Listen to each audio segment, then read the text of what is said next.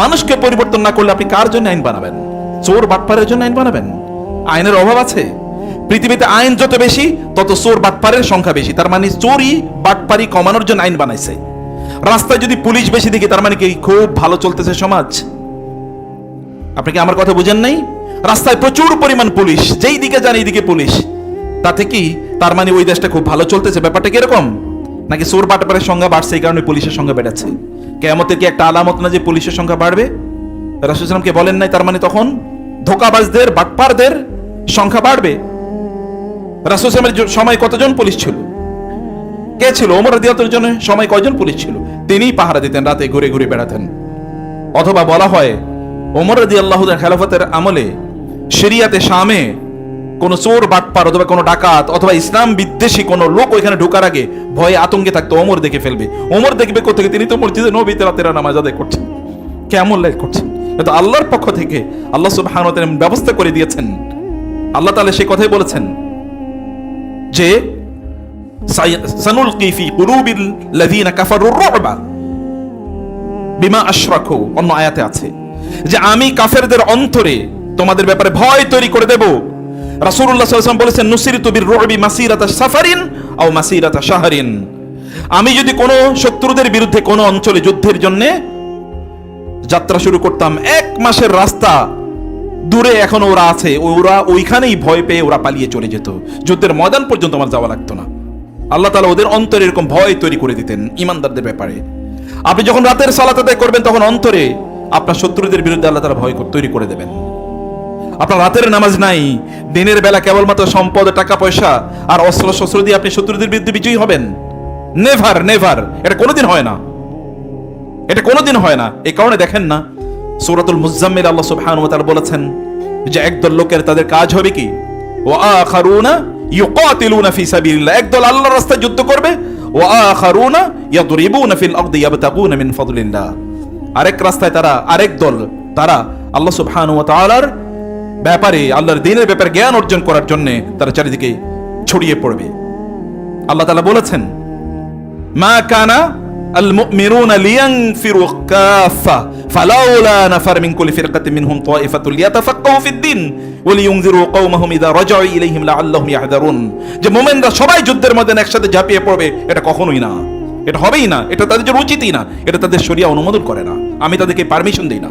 একসাথে সবাই যুদ্ধে ঝাঁপিয়ে পড়বে, তাদের মধ্যে একটা দল আরেকটা ফ্রন্টে যুদ্ধ করবে। সেই যুদ্ধ হলো কি? জ্ঞান অর্জনে, দিনের গভীর জ্ঞান অর্জন, তাত্ত্বিক জ্ঞান অর্জন। এর জন্য আরেকটা দল তার যুদ্ধের ময়দানে ঝাঁপিয়ে পড়বে। এটা আরেকটা যুদ্ধ, কেবলমাত্র ফিজিক্যাল যুদ্ধ না, এটা ইন্টেলেকচুয়াল যুদ্ধ এই পৃথিবীতে চলছে। সেটা সেই আমল থেকেই রাসূল সাল্লাল্লাহু আলাইহি ওয়াসাল্লামকে তারা বললেন আমরা আপনাকে রাজা বানিয়ে দেই। তিনি বলতে পারতেন যে ঠিক আছে রাজা হয়ে গেছি এবার তো তাইলে আর কোনো সমস্যা নেই, রাজার কথাই তো রাষ্ট্র চলবে, আইন চলবে। না ভাইয়েরা, দেখেন না চারিদিকে রাজা হওয়ার পরে মানুষের চরিত্র কেমন হয় দেখেন না। ইব্রাহিম আলাইহিস সালাতু ওয়াস সালাম নমরুদের সাথে রাজত্ব নিয়ে বিবাদ করেন নাই। ইব্রাহিম আলাইহিস সালাম বিবাদ করেছেন রবকে নিয়ে। রব্বিয়াল্লাযী ইউহয়ী ওয়া ইউমীত ক্বালা আনা উহয়ী ওয়া উমীত ক্বালা ফাইন্নাল্লাহা ইয়াতি বিশ-শামসি মিনাল মাশরিক ফাতি বিহা মিনাল মাগরিব। আল্লাহর ব্যাপারে আলোচনা করেছেন দেখেন না। ইব্রাহিম আলাইহিস সালাম নমরুদের সাথে কি আলোচনা করেছেন? আমার রব তিনি যিনি ইউহয়ী ওয়া ইউমীত, যিনি জীবন দেন এবং মৃত্যু দেন। আমার রব যিনি সূর্য পূর্ব দিক থেকে উদিত করেন, তুমি পারলে পশ্চিম দিক থেকে উদিত করো। ফাবহিতাল্লাযী কাফার, কাফের সেখানে কি থমকে গেছে। মূসা আলাইহিস সালাতু ওয়াস সালামকে আল্লাহ সুবহানাহু ওয়া তাআলা বলেছেন যান, কোথায়? তুমি যাও, ইযহাবা ইলা ফিরআউনা ইন্নাহু তাগা ফাকুলা লাহু কাওলান লায়্যিনান লাআল্লাহু ইয়াতাযাক্কারু ওয়া ইয়াখশা। ফিরআউন বলে ফামার রাব্বুকুমা ইয়া মূসা ক্বালা রাব্বুনা আল্লাযী আ'তা কুল্লা শাইইন খালকাহু সুম্মা হাদা ক্বালা ফামা বালুল কুরুনিল উলা ক্বালা ইলমুহা ইনদা রাব্বি ফি কিতাব লা ইয়াদিল্লু রাব্বি ওয়া লা ইয়ানসা। আল্লাহ সুবহানাহু ওয়া তাআলা মূসা আলাইহিস সালামের ব্যাপারে বলছেন সূরা তাহা এবং অন্যান্য সূরাগুলোতে, যান তুমি যাও তোমার ভাই সহ ফিরআউনকে বলো আল্লাহর ব্যাপারে। ফিরআউন বলো তোমাদের রব আবার কে? আমি ছাড়া আবার রব কে? তখন মূসা আলাইহিস সালাম বলেন রব্বুনা আল্লাযী আ'তা কুল্লা শাইইন খালকাহু সুম্মা হাদা, আমাদের রব তিনি যিনি সবকিছু সৃষ্টি করেছেন এবং এগুলো স্বয়ংক্রিয়ভাবে কিভাবে চলবে তাদেরকে সেই পথ দেখিয়ে দিয়েছেন।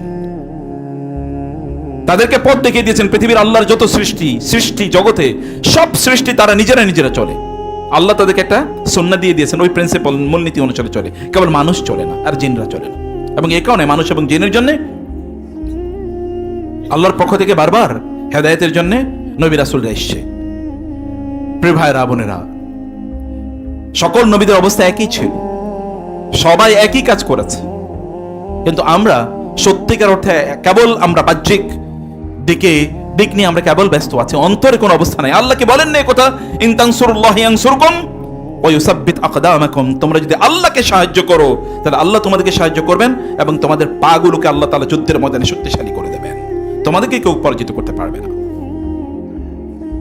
বাহ্যিক জিনিস নিয়ে আমরা খুবই ব্যস্ত। আপনাদের দেখেন ডিগ্রির অভাব নাই, আগের চেয়ে জ্ঞান মানুষের বাড়ছে না কমছে? কথা বুঝেন নাই? আগের চেয়ে জ্ঞান বাড়ছে না কমছে? আগের চেয়ে বই কমছে না বাড়ছে? আগে কেবল বাংলাদেশে বই একটাই পাওয়া যেত, মকসুদুল মুমিনিন, আর এখন তো এক একজনের ঘরে ঢুকলে মনে হয় এ তো মহাজ্ঞানী, এমন একটা অবস্থা।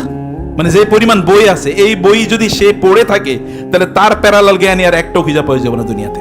কিন্তু অধিকাংশ মানুষ বই কেনে কি শোকেস দেখানোর জন্য, পড়ে না। আর অধিকাংশ লোকে এত পরিমাণ তাদের কাছে তথ্য আছে, সব তথ্যের ভান্ডার। গুগলের যদি আপনি প্রশ্ন করেন অথবা এখন চ্যাট জিপিটিকে বা এআই কে যদি আপনি বলেন এই ব্যাপারে একটা লেকচার তৈরি করে দাও, তাহলে 100 জন আলেম মিলে যা তৈরি করতে পারবে ও একা তা তৈরি করে দিতে পারবে। আমি দেখেছি আগে একটা বই লিখতে প্রায় 2 বছর সময় লাগতো, এই বই এখন 2 ঘন্টায় লেখা যায়। এবং অনেকে চ্যাট জিপিটি দিয়ে বই লিখে এর পরে এগুলো পাবলিশ করে এসে নিজের নামে, আমি এটা লিখছি। জ্ঞান এত অবারিত, কিন্তু কি হয়েছে? মানুষ এখনো নাসা থেকে গিয়েছে না চাঁদের দেশে এবং পৃথিবী থেকে সবচেয়ে দূরে অবস্থান করছে।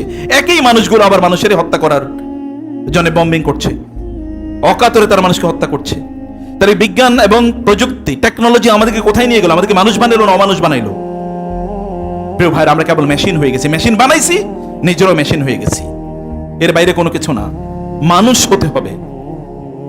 আমাদেরকে সত্যিকার অর্থে আমাদের অভ্যন্তরে ভেতরের অবস্থাটা আমাদের তৈরি করতে হবে। আমরাও কেবলমাত্র এখন বক্তা হচ্ছি, আলেম নামে কে কত বেশি বক্তব্য দেয়, কে কত ইউটিউবে আর ফেসবুক সোশ্যাল মিডিয়াতে ভাইরাল, এটার পেছনে আমরা ঘুরি। কিন্তু সত্যিকার অর্থে মুত্তাকি আলেম দিনদার যিনি বলেন এবং তিনি করেন, এরকম মানুষের সংখ্যা কতটুকু আছে? আমরা চারিদিকে ওয়াদার ফুলঝুরি দেখতে পাই না? বিশেষ করে একটা সিজনে তো প্রচুর পরিমাণ ওয়াদা শোনা যায়। কোন সিজনে? হ্যাঁ, শীতের সিজনে। আরেকটা সিজনে অনেক বেশি ওয়াদা শোনা যায়। হ্যাঁ, প্রচুর পরিমাণ ওয়াদা শোনা যায়, এই কর্ম হেই কর্ম তেন কর্ম সেন কর্ম, কি আছে না এরকম? এই যেই লোকগুলো ওয়াদা করে, এই লোকগুলো ওইখানে যাওয়ার পরে এরপরে সব ভুলে যায়। তাহলে এগুলো সবই মিথ্যাবাদ, মিথ্যাচার। আমরা তো এরকম একটাই সমাজে বসবাস করছি, কেবল লিপ সার্ভিস, কেবল মুখ সর্বস্ব। এবং আমাদের সন্তানদেরকে আমরা কত ডিগ্রি নিতে পারে এটা নিয়ে আমরা বড়াই করি, কিন্তু ওরা মানুষ হয়েছে কিনা এটা আমরা একেবারেই চিন্তা করি না। আমাদের ফ্ল্যাট সাইজগুলো বাড়তেছে, কিন্তু ওইখানে শান্তি বাড়ছে না কমছে? আমাদের ফ্ল্যাটের সাইজের সাথে কি শান্তি বেড়েছে? শান্তি বেড়ে। আমাদের মসজিদগুলো অনেক বড় হয়ে গেছে, কিন্তু এখন মসজিদে কি আমাদের সত্যিকারের মুসল্লি কি সেরকম বেড়েছে? না। অথচ আপনি দেখেন সালফে সালেহিন, তাদের যুগের কথা বলছি, আপনি নুরউদ্দিন জাঙ্কি এর কথা জানেন, সালাউদ্দিন আইয়ুবী যার শিষ্য নুরউদ্দিন জাঙ্কিরা, যখন নুরউদ্দিন জাঙ্কিরা এই জেরুজালেম যখন তারা মুক্ত করেন, তখন ফজরের নামাজে এমনকি জুমার নামাজের চেয়ে বেশি লোক পাওয়া যেত। এমনি কি তখন তারা এটা বিজয় করেছেন? আর এখন ফজরের নামাজে কয়জন আসে? অধিকাংশই তো জুমাবারের মুসল্লি, আমরা পার্টিশনের মধ্যে চলে গেছি। উম্মার সামগ্রিক কল্যাণ আমাদের মাথায় একেবারে নাই। আপনি কোন একটা জায়গায় ওইখানে গিয়ে কেন আলোচনা করলেন, এই কারণে আপনি বেদাতি, অথবা কি আপনি এখন ওই যে ওরা তো বিভিন্ন খারাপ নামে ইয়ে করে, উনি তো ওইরকম দলের হয়ে গেছে, উনি তো অমকের হয়ে গেছে, উনি আবার নতুন ধর্ম প্রচার করা শুরু করেছে, তাই না? উনি আহলে হাদিস হয়ে গেছে, উনি সালাফি হয়ে গেছে, উনি অমকে হয়েছে, উনি তমকে হয়েছে। এরকম ট্যাগিং এর কোনো অভাব নাই। অথচ রাসূল ইসলামকে কাফের মুশরিকদেরকে দাওয়াত দেন নাই। আপনি যাদের মধ্যে বেদাত আছে সেদেরকে দাওয়াত যদি আপনি না দেন তাহলে কে দাওয়াত দেবে? সেখানে যদি আপনি না দেন তাহলে কে দাওয়াত দেবে? সেখানে সে কথা বলবে কে? ওখানে কেবল অমকের সাথে মিশলে আপনি হয়ে গেলেন। রাসূল ইসলাম কি তাদের সাথে মিশেন নাই? তাদের সাথে বসে সূরা আবাসা কি, সূরা আবাসাতে আব্দুল্লাহ ইবনে উম্মে মাকতুম রাদিয়াল্লাহু তাআলা আনহুকে এসে কি বলেন, ইয়া রাসূলুল্লাহ, ইয়া রাসূলুল্লাহ, ইয়া রাসূলুল্লাহ। অথচ রাসূলুল্লাহ সাল্লাল্লাহু আলাইহি ওয়াসাল্লাম কাফের এবং মুশরিকদের সাথে তিনি আলোচনায় লিপ্ত। ওয়া আম্মা মান ইস্তাগনা ফাআনতা লাহু তাসাদ্দা ওয়া মা আলাইকা আল্লা ইয়াযাক্কা। আর যারা আপনার কথা শুনতে চায় না, আপনি তাদেরকে মনোযোগ দিচ্ছেন। তারা ইসলাম গ্রহণ করুক বা না করুক, তাতে তো আপনার কোনো সমস্যা নেই। ওয়া আম্মা মান জাকা ইয়াসআ ওয়া হুয়া ইয়াখশা ফাআনতা আনহু তালাহা। আর যে দৌড়ে এসে আপনার প্রতি মনোযোগী হতে চায়, আপনি তার দিকে মনোযোগ দিচ্ছেন না। রাসূল সাল্লাল্লাহু আলাইহি ওয়াসাল্লাম তো তাদের সাথেও কথা বলেছেন। তিনি ইহুদি এবং খ্রিস্টান আহলে নাজদের সাথে, নাজরানের লোকজনের সাথে কি তিনি বসে আলোচনা করেছেন। এটা ইবতিহাল, এর কথা আমরা জানি প্রিয় ভাইরা। এই জন্য প্রান্তিকতায় চলে যাওয়া, এটা আমাদের আজকে বড় একটা সংকট। আমরা আজকে প্রচুর পরিমাণ জ্ঞান আমাদের আছে, কিন্তু আমাদের প্রজ্ঞা নাই। আমাদের প্রচুর পরিমাণ তথ্য আছে, কিন্তু এই তথ্য থেকে কোনো শিক্ষা নাই। আমাদের প্রচুর পরিমাণ ডিগ্রি আছে, কিন্তু কোনো মানুষের মধ্যে কোনো নৈতিকতা নাই। আমরা প্রচুর পরিমাণ কথা বলি, কিন্তু এই কথা বলার মধ্যে কোনো রোমানিয়ত নাই। আমরা হয়তো ইবাদত করি, কিন্তু ইবাদত আমাদেরকে ভালো মানুষ বানায় না। আমরা কেবল ঈমান এবং ইসলাম খুলি মসজিদে, কিন্তু মসজিদের বাইরে যে ইসলাম তার চেয়ে বেশি, এটা আমরা বুঝি না। মসজিদে আপনাকে 24 ঘন্টা থাকার সুযোগও নাই। আপনি কতক্ষণ থাকবেন মসজিদে? থাকার কথা আল্লাহ বলেনও না। ফাইজা কুদিয়াতিস সালাতু ফান্তাশিরু ফিল আরদ। মসজিদ কেবল মসজিদে আপনি আল্লাহওয়ালা, মসজিদে যাওয়ার পর এরপরে শয়তান। এই মানুষ দিয়ে কি হবে?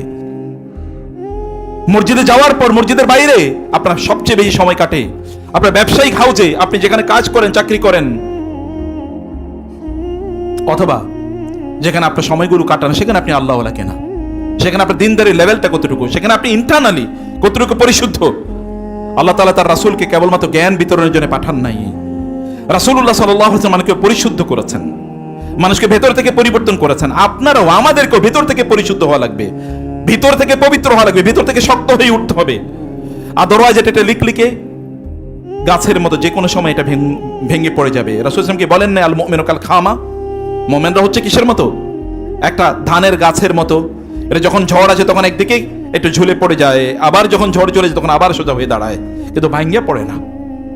ঈমানদার ভেঙে পড়ে না, কারণ তার শিকড়টা কি প্রচন্ড মজবুত শিকড়ের উপর আছে। ওয়ায়ুযাক্কিহিম ওয়া ইউআল্লিমুহুমুল কিতাব ওয়াল হিকমা। তিনি তাদেরকে তাজকিয়া দেন, তিনি তাদেরকে তাজকিয়া দেন। আজকে আমরা কি পরিমাণ সোশ্যাল মিডিয়াতে ব্যস্ত, কিন্তু আমার মায়ের সাথে কতদিন আগে কথা হয়েছে, বাবার সাথে কতদিন কথা হয়েছে, অধিকাংশ আপনাদের বলেন ফুফু এবং খালা অথবা চাচা এবং মামাদের সাথে সর্বশেষ কবে কথা হয়েছে বলেন।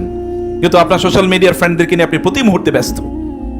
সোশ্যাল মিডিয়াতে অনেকেই পোস্ট না দিতে পারলে তার মাথা প্রায় গরম হয়ে যায়। এটাও কিন্তু এক ধরনের কি, এটাও এক ধরনের শয়তানি। শয়তান অলরেডি আপনাকে পায়া বসছে। যদি মনে করেন হায় রে আজকে একটা পোস্ট দিলাম না, কি একটা হয়ে গেল, তার মানে শয়তান আপনাকে কাবু করে ফেলেছে। তার মানে আপনি কি করছেন? আপনি পোস্ট দিচ্ছেন কারে? এটা ভিতরে এক ধরনের কি, এটাও ভিতরে এক ধরনের পচন, এটাও ভেতরে এক ধরনের মানুষকে দেখানোর জন্য, মানুষকে শোনার জন্য এক ধরনের প্রবণতা। এটা আল্লাহ তাআলা অনুমোদন করেন না। এটা শয়তান আমাদেরকে এরকম করে। আমি অনেক আলেমদের কথাও জানি এবং অনেক ভালো মানুষের কথা জানি, তারা যখন ঘরে ঢুকেন তখন তারা ইন্টারনেট বন্ধ করে দেন, তারপরে তারা আর চালান না। না, ঠিক আছে, এটা আমার এখন ফ্যামিলি টাইম, অথবা এটা আমার তাজকিয়ার টাইম, এটা আমার ইবাদতের টাইম।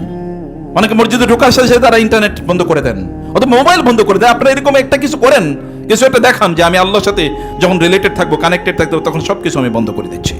ভেতর থেকে নিজেদেরকে পরিবর্তন করার জন্য একটা প্রোগ্রাম কমকে গ্রহণ করেন প্রিয় ভাইরা, সম্মানিত বোনেরা। খিদির আলাইহিস সালাতু ওয়াস সালাম সূরা কাহাফ আপনার প্রতি শুক্রবারে পড়েন, দেখেন না খিদির আলাইহিস সালামের অবস্থা কি, তিনি কি করেছেন। মুসা আলাইহিস সালাতু ওয়াস সালাম বারবার প্রশ্ন করছেন জানার জন্য, এটা কেন হলো, এটা কেন হলো, কিন্তু খিদির আলাইহিস সালামের কাছে much more important information and wisdom আছে। কেবল নলেজ দিয়ে, জ্ঞান দিয়ে আপনি বাঁচতে পারবেন না, পুঁথিগত বই দিয়ে আপনি বাঁচতে পারবেন না।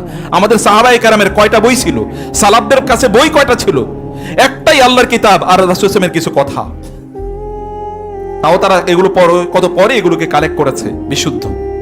কিন্তু তারপরে দেখেন এই জগতে, এই জীবন, এই মানব জাতির মধ্যে তাদের চেয়ে সেরা কোনো মানুষ নাই। রাদিয়াল্লাহু আনহুম ওয়া রাদু আন, আস-সাবিকুনাল আউয়ালুনা মিনাল মুহাজিরিন ওয়াল আনসার। আল্লাহ সুবহানাহু ওয়া তাআলা তাদেরকে সেভাবে তৈরি করেছে। আমরা এখন রোবট বানাচ্ছি, আমাদের বাচ্চাদেরকে আমরা রোবট বানানোর রোবোটিক্স নামে এরকম সাবজেক্ট পড়াইতেছি, কিন্তু ও নিজেই যে রোবট হয়ে গেছে এটা আমরা বুঝি না। ওকে মানুষ, ও তো রক্ত মাংসে গড়া মানুষ হিসেবে জন্ম নিয়েছিল পৃথিবীতে, কিন্তু তাকে আমরা মানুষ বানাইছি কিনা?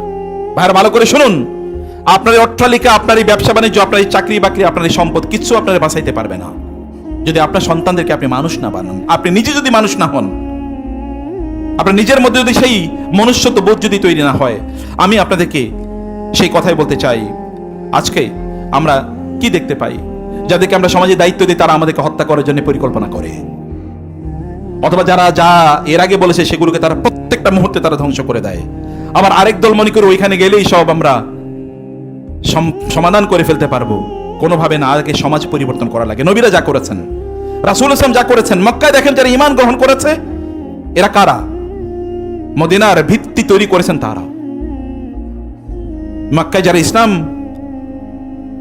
প্র্যাকটিস করেছিলেন এই বৈরী এনভায়রনমেন্টে, তারাই কিন্তু পরবর্তীতে গোটা পৃথিবীতে তারা ইসলাম ছড়িয়ে দিয়েছেন। আপনার নিজকে পরিশুদ্ধ করে নেওয়া দরকার। দারুল আরকামের ছাত্ররা 10 জনই জান্নাতের সুসংবাদ প্রাপ্ত সাহাবী, অথচ ছাত্র সংখ্যা ছিল 40-50 জন। এর মধ্যে 10 জনই আশারে মুবাশশারা। আমাদের পরিবারে এমন একটা আশারে মুবাশশারা তৈরি করেন না, রাতের অন্ধকারে দাঁড়িয়ে নামাজ আদায় করতেছে, আপনি জানেনও না। আপনার সন্তান আপনি জানেনও না, রাতের অন্ধকারে আপনার স্ত্রী আপনি জানেনও না, রাতে দাঁড়িয়ে নামাজ আদায় করতেছে। আপনি নিজে যখন রাতে সালাত আদায় করছেন কেউ জানে না, দরজা বন্ধ, একা একা আপনি সালাত আদায় করছেন। ভিতরে এরকম একটা পরিবর্তন নিজের মধ্যে তৈরি করেন। যদি আপনারা বাঁচতে চান, মনে রাখবেন উম্মাহ কেবলমাত্র অমুকের কারণে ক্ষতিগ্রস্ত, তমকের কারণে ক্ষতিগ্রস্ত এরকম না। উম্মাহ ক্ষতিগ্রস্ত আমার কারণেও। আমি তো উম্মার গুরুত্বপূর্ণ মেম্বার, কেন আমি হাত তুললে আল্লাহ তাআলা কবুল করলো না? আমার নিজকেও আমি বলছি, আপনাদেরকেও আমি বলি, আমার কি দায় নাই এখানে? উম্মাহ যখন চারিদিকে মার খায় তখন কি আমার কোনো দায়িত্ব নেই? উম্মার সম্পদগুলো যখন এভাবে লুট হয়ে যায় তখন কি সম্পদ আমার এখানে কোনো দায় নাই? উম্মার সম্পদগুলো যখন ধ্বংস করে ফেলা হচ্ছে তখন কি আমাদের কোনো দায়িত্ব নেই এখানে? উম্মার এমন কি সদস্য আমরা বানাইলাম যে সদস্য উম্মার এই কষ্ট দেখে তারা কাঁদে অথবা দুহাত তুলে আল্লাহকে বলে, আল্লাহ তুমি এই সমস্যা থেকে আমাদেরকে মুক্তি দাও? নাকি ব্লেম গেম, কেবল ব্লেম গেম, অমকে কেন করলো, তমকে কেমন করলো? আপনি কি করছেন? আপনারা কি করেছেন? সামষ্টিকভাবে আপনাদের অবদান কি উম্মার জন্য, জাতির জন্য? আপনার ফ্যামিলিতে আপনি কি করছেন? ফ্যামিলিতে এরকম একজন সালাউদ্দিন আইয়ুবী বানানোর কোনো প্রজেক্ট আছে? একজন খালিদ ইবনে ওয়ালিদ বানানোর কেন প্রজেক্ট আছে? কেবল কোন স্কুল, কোন কলেজ, কোন মাদ্রাসায় ভালো ভর্তি করাবেন, এরপরে কি সার্টিফিকেট নেবে, তারপরে কোথায়? আমি এরকম অনেক আলেমের দেখি যে তাদের সন্তান ওই বিশ্ববিদ্যালয় থেকে একটা সেকুলার সাবজেক্টে বিশাল ডিগ্রি অর্জন করছে, এখন তিনি ওইটা এরপরে কয়েকশো লোকের দাওয়াত দিয়ে খাওয়ায়। আমার কাঁদতে মনে চায় যে এইটা কি, এটা কি? তাহলে অন্যদের মধ্যে সেকুলার আর আপনার মধ্যে পার্থক্য কি? আপনার মধ্যে পার্থক্য, আপনি তার মধ্যে কি ওয়ার্ল্ড ভিশন কি তৈরি করে দিচ্ছেন? তার মধ্যে কি আছে? সে কি উম্মার জন্য চিন্তা করছে কিনা, বা উম্মার জন্য তার অন্তরে দহন বা জ্বলন আছে কিনা? প্রিয় ভাইরা, আমাদের সন্তানরা তাদের মধ্যে নৈতিকতা তৈরি হচ্ছে কিনা, আমাদের মধ্যে নৈতিকতা তৈরি হয়েছে কিনা? এবং আমরা যখন কোনো কাজ করি তখন সেই কাজটি করার ক্ষেত্রে আমার দর্শন কি থাকে? আমরা কতটা আত্মকেন্দ্রিক? এই যে আপনাদের কথায় আপনি চিন্তা করেন, আমি নিজে ইনকাম করেছি অথবা আমি নিজেই খাবো, আপনার ইনকামের মধ্যে উম্মার কোনো অংশ নাই? আপনি কেবল নিজের জন্য আয় ইনকাম করবেন, ব্যবসা করছেন, উম্মার জন্য কোনো সম্পদ নাই, এখানে অংশ নাই, কেবল নিজের জন্য করবেন। আপনি চাকরি করছেন কেবল নিজের জন্য, আপনি যেটা করছেন এটা উম্মার কতটুকু কাজে লাগতেছে? বাস ইসলামের, দ্বীনের, আল্লাহর জন্য কতটুকু করছেন আপনি বলেন? সবে তো নিজের জন্য করলেন, আল্লাহর জন্য কতটুকু? অথচ আল্লাহ তাআলার জন্যই তো আল্লাহ করতে বলেছেন, ফাসজুদু লিল্লাহি ওয়াবুদু, সিজদা করো আল্লাহর জন্য, তার জন্য ইবাদত করো, তোমরা তার সন্তুষ্টি ইবতিগা মারদাতিল্লাহ, আল্লাহ সন্তুষ্টি অর্জনের জন্য তোমরা কাজ করো। কিছু একটা করেন যেটা কেবল আল্লাহর জন্য করছেন, আর কারোর জন্য না। জীবনের একটাই, ভালো করে শুনুন, যত কাজই করেন না কেন 24 ঘন্টার মধ্যে একটা কাজ, এটা কেবল আল্লাহর জন্য করছেন। এই ফরমাল ইবাদত দিয়ে বাঁচতে পারবেন না আপনি। ফরমাল ইবাদত আমাদেরকে রাইট পথে রাখার জন্য, ইন্নাস সালাতা তানহা আনিল ফাহশাই ওয়াল মুনকার লাআল্লাকুম তাত্তাকুন, তোমরা যেন মুত্তাকি হও, মূল লক্ষ্য উদ্দেশ্য তো সেটা। মুত্তাকি না হইলে এই রোজা আপনাকে বাঁচাতে পারবে না। যেই সালাত আপনাকে হারাম এবং অশ্লীল কাজ থেকে রক্ষা করে না, ওই সালাত আপনাকে বাঁচাতে পারবে না। তা ওটা তো নামাজই না, ওটা কেবল এক ধরনের ফিজিক্যাল এক্সারসাইজ, কেবল এক ধরনের শারীরিক ব্যায়ামে পরিণত হয়েছে। এটা রুহানিয়ত নাই। ইবাদতের মধ্যে রুহানিয়ত লাগে। রাসূলুল্লাহ সাল্লাল্লাহু আলাইহি ওয়াসাল্লাম তা বলেছেন, একজন ব্যক্তি তার নামাজে 10 ভাগের 1 ভাগ সওয়াব পাবে অথবা এতটুকু পাবে। আপনি যখন ব্যবসা বাণিজ্য করেন তখন আপনি কোন পণ্যটা বিক্রি করেন? আপনি যে পণ্যটা বিক্রি করেন এতে কি উম্মার ক্ষতি হচ্ছে কি হচ্ছে না? আপনারা যা খাচ্ছেন তার চেয়ে বেশি উৎপাদন করছেন কিনা? আমরা কেবল কি ভোক্তা? আমাদেরকে কি উম্মার জন্য কোনো কিছু বানাইতে হবে না? উম্মার জন্য কোনো কিছু তৈরি করতে হবে না? যে না ঠিক আছে আমি এটা করলাম তাহলে এটা মুসলিম উম্মাহ এর মাধ্যমে উপকৃত হবে, এরকম কোনো কিছু করতে হবে না। আরেকজনের জিনিস আইনা আপনি বিক্রি করলেন, মধ্যখানে আপনি লাভবান হইলেন, এ তাইলে আর আপনার মধ্যে আর সেকুলারদের মধ্যে পার্থক্য কি? সেকুলার দিকে গালিগালাজ করে ওর কেবল দাঁড়িয়ে নাই এতটুকুই, আর আপনার দাঁড়িয়ে আছে। ও কেবল পাঞ্জাবি পড়ে না, ও কেবল জুমার বারে মসজিদে আসেন আর আপনি আসেন, এর মধ্যেই এতটুকু পার্থক্য। পার্থক্য তো মূল এখানে নিয়তে। প্রত্যেকটা অ্যাপ্রোচ একজন মুসলমানকে আলাদা করে দেয়, ডিফারেন্ট করে দেয়। প্রত্যেকটা কাজ অন্যের চেয়ে ডিফারেন্ট, অন্যের চেয়ে ভিন্ন। একজন মুসলমানের প্রত্যেকটা কথা অন্যের কথার চেয়ে ভিন্ন। একজন মুসলমানের প্রত্যেকটা কাজ অন্যের কাজের চেয়ে ভিন্ন। একজন মুসলমানের খাওয়া দাওয়া অন্যের চেয়ে পেটে, আর কাফেররা খায় 7 পেটে। আল্লাহ তাআলা এই কথা বলেন নাই কোরআনে? যে আল্লাহ নিজে না কাফার, যারা কুফরি করেছে তারা খায় ইয়াতামাত্তাউনা ওয়া ইয়াকুলুনা কামা তাকুলুল আনআমু ওয়ান নারু মাসওয়াল লাহুম।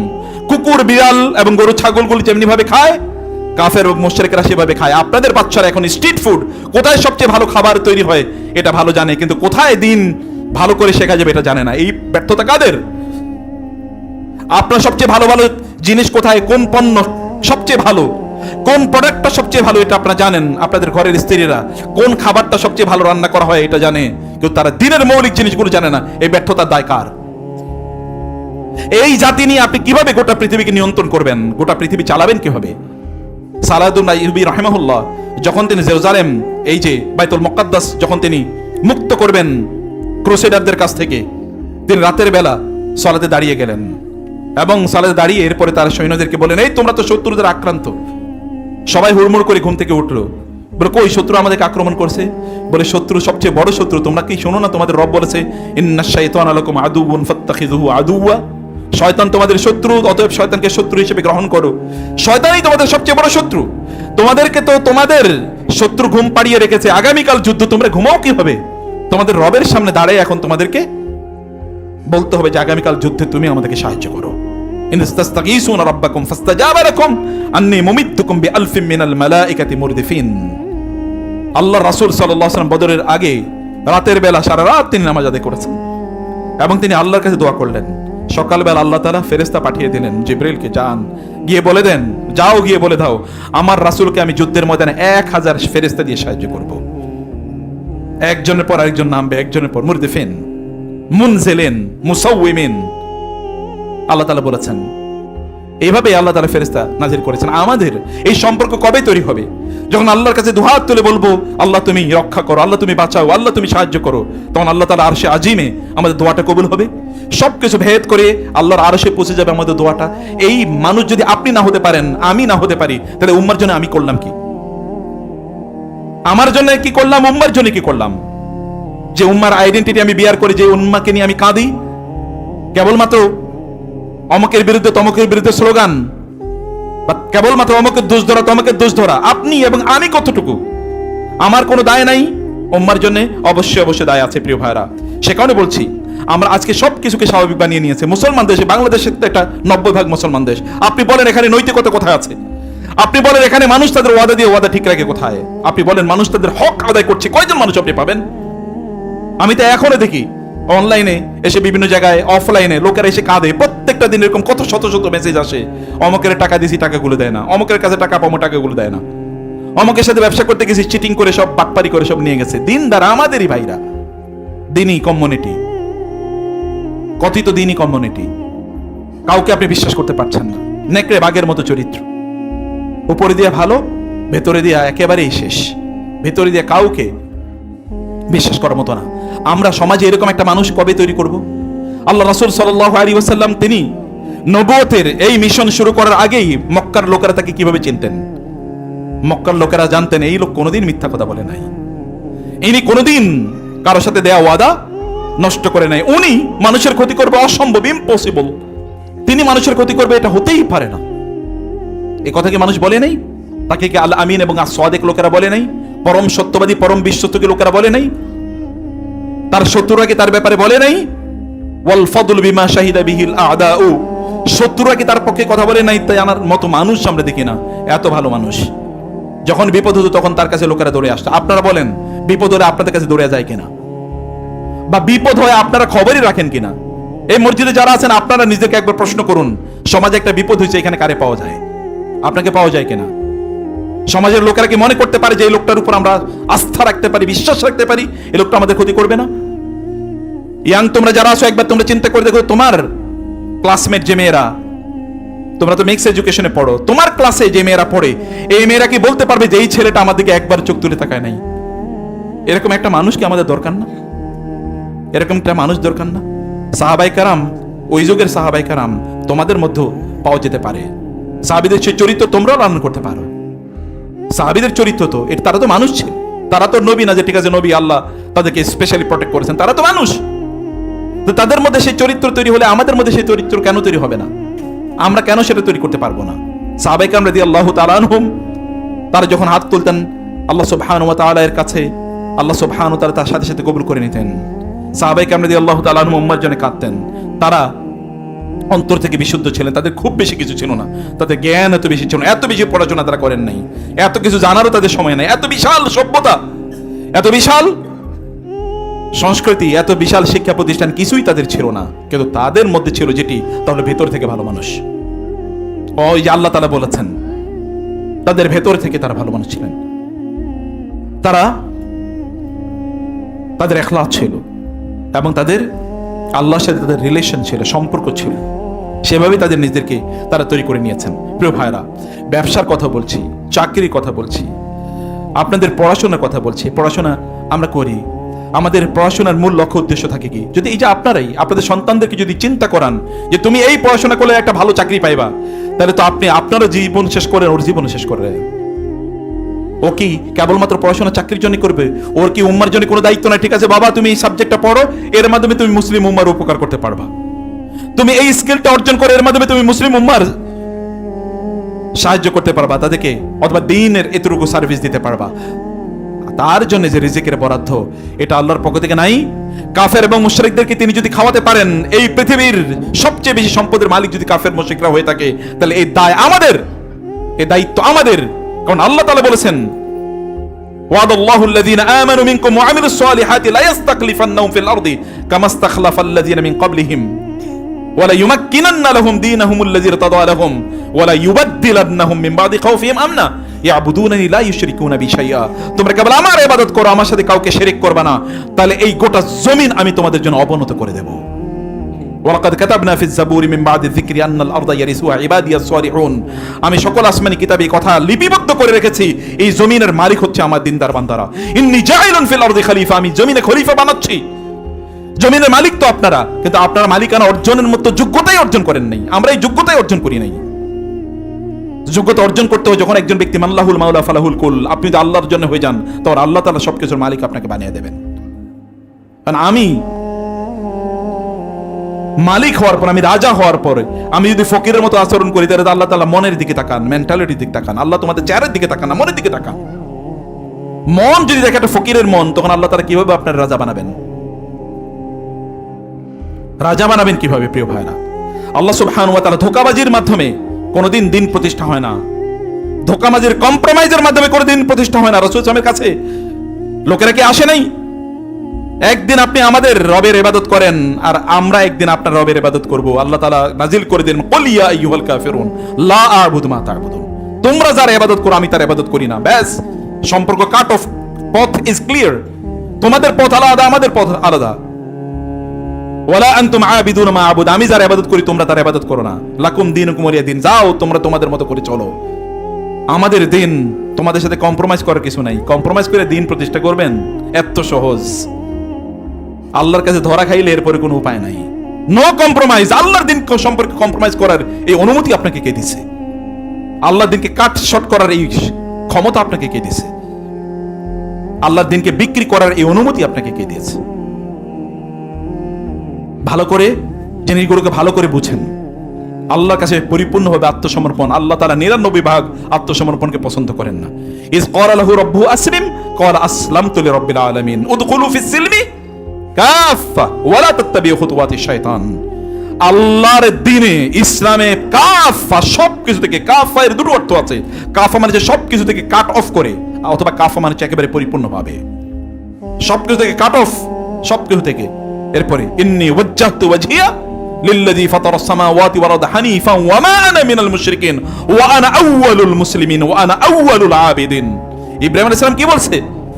আকাশের নক্ষত্র, তারকা, চাঁদ, সূর্যের দিকে তাকিয়ে এগুলোকে রব মনে করেছিলেন প্রথমে। যখন বুঝলেন যে না এগুলো কোনো কিছু না, এগুলো কিছু করতে পারবেন, তখন তিনি বলছেন না, আমি কেবল আমার সেই রবের দিকে মুখ ফেরালাম যিনি সবকিছুকে সৃষ্টি করেছেন। তার প্রতি আত্মসমর্পণ করেই দেখেন তারপরে কি হয়, তার জন্য নিবেদিত করেই দেখেন তারপরে কি হয়। সবকিছুকে তার জন্য করেন, এভরিথিং যা করবেন, ব্যবসা বাণিজ্য, চাকরি বাকরি, জীবন, ইবাদত সবকিছু করেন, ব্যবসা বাণিজ্য সহ সব জেনে আমি এটা আল্লাহর জন্য করছি, এবং দেখেন তারপরে কি হয়। তখন আর আপনাকে আর আমাকে শয়তান এসে ধোঁকা দিতে পারবে না, কারণ আমি তো আল্লাহর জন্য করছি।